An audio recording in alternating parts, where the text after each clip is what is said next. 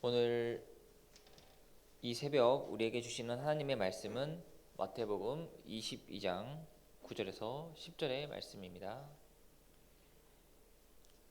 마태복음 22장 9절에서 10절까지의 말씀, 우리 다 함께 봉독하며 나아가도록 하겠습니다.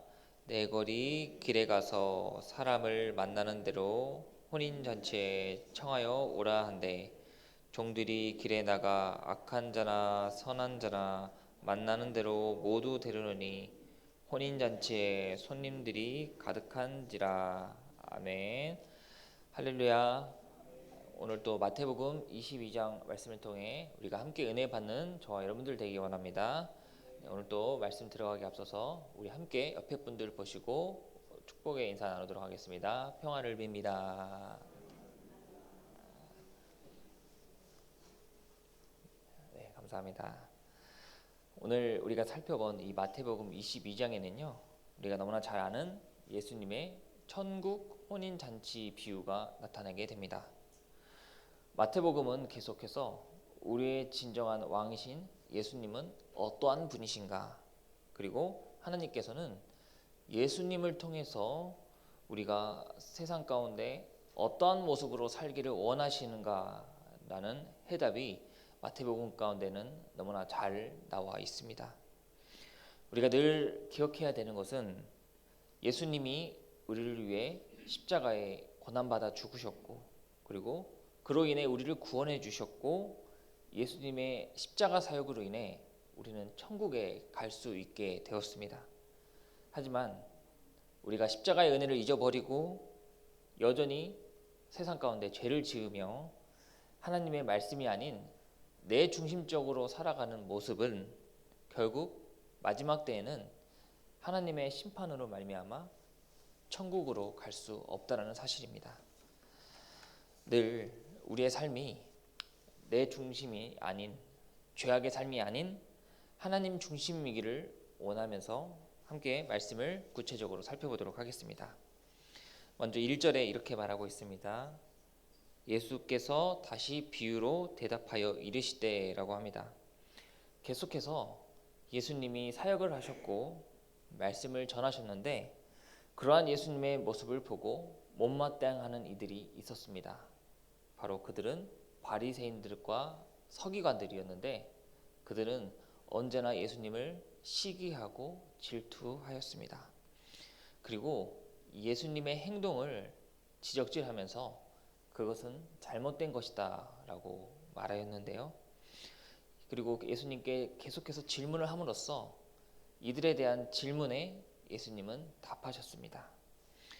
과연 오늘 1절에는 이 바리새인들과 서기관들이 예수님께 어떠한 질문을 하였을까요? 그 질문에 대한 우리가 답을 좀 알기 위해서는 이 마태복음 21장 23절을 보면 좀 잘 알 수 있는데, 제가 읽도록 하겠습니다. 예수께서 성전에 들어가 가르치실새 대제사장들과 백성의 장로들이 나와 이르되, 내가 무슨 권위로 이런 일을 하느냐, 또 누가 이 권위를 주었느냐라고 합니다. 이 서기관들과 바리새인들은요, 예수님께서 마태복음 21장에 성전 정화하는 사건이 나오게 됩니다. 그리고 예수님의 성전 정화하는 모습을 보고 그들은 이해가 가지 않았습니다. 도대체 당신이 무슨 권위로 이러한 행동을 하느냐라고 질문하였던 겁니다. 이들의 생각에는 성전이라는 것은 자신들만이 성전에서 의로우며 자신들만이 하나님의 택함을 받아 성전을 관리하고 책임지는 역할을 맡았는데, 지금 예수라는 사람이 나타나서 성전을 이렇고 저렇고 하는 모습이 도대체 이해가 안 갔다는 겁니다. 그러면서 이러한 질문에 예수님은 하나님 나라 천국 혼인잔치에 대해 오늘 마태복음 22장을 통해 비유를 통해 말씀해 주고 계셨습니다. 진정한 천국은 이러한 자만이 들어갈 수 있다. 그러면서 하나님이 원하시는 모습은 바로 이러한 것이다 라고 비유를 통해 오늘 22장에 말씀해 주고 있습니다. 계속해서 말씀을 읽어 나가면요, 2절에 천국은 마치 자기 아들을 위하여 혼인잔치를 베푼 어떤 임금과 같으니라고 합니다. 천국은 하늘나라, 즉 하나님이 계시는 나라인데 지금 하나님께서 당신의 자녀들을 위해서 가장 큰 잔치를 열어주셨다는 겁니다. 그러면서 하나님의 계획에 대해서 말씀하고 예수님은 계시는데, 그러나 하나님의 이러한 계획에도 불구하고 혼인잔치를 가기 싫어하는 사람들이 있었다는 겁니다. 누가 혼인잔치에 가기 싫어했을까요? 바로 자신들이 왕이기를 원하는 자들, 자신들만이 세상 가운데 최고이며 자신들만이 사람들의 명예를 받고 싶어하는 바리새인들과 서기관들이었습니다. 이를 통해서 알 수 있는 것은 아무리 임금이 혼인잔치를 정성껏 준비하여 이들을 초대하였다라고 할지라도 백성이 그 임금을 진정으로 인정하지 않으면은 아무나 혼인잔치에 갈 수 없음을 알 수 있습니다. 3절입니다. 그 종들을 보내어 그 청한 사람들을 혼인잔치에 오라 하였더니 오기를 싫어하거늘 라고 합니다. 하나님을 진정 이 바리새인들과 서기관들은 예수 그리스도를 진정한 왕으로 모시지 않으니 하나님의 혼인잔치에 가지 않았다는 겁니다. 그러면서 4절에 다시 다른 종들을 보내어 이르되 청한 사람들에게 이르기를 내가 오찬을 준비하되 나의 소와 살찐 짐승을 잡고 모든 것을 갖추었으니 혼인잔치에 오소서 하라 하였더니라고 합니다. 왕이 지금 정성껏 음식들을 준비하고 정성껏 이들을 맞이하며 준비하고 있는데 결국에는 사람들이 오지 않으니까 결국 왕은 사람을 보내어 이들을 초대하였습니다. 그러면서 5절에 이렇게 나오고 있는데요. 그들이 돌아보지도 않고 한 사람은 자기 밭으로 한 사람은 자기 사업하러 가고라고 합니다.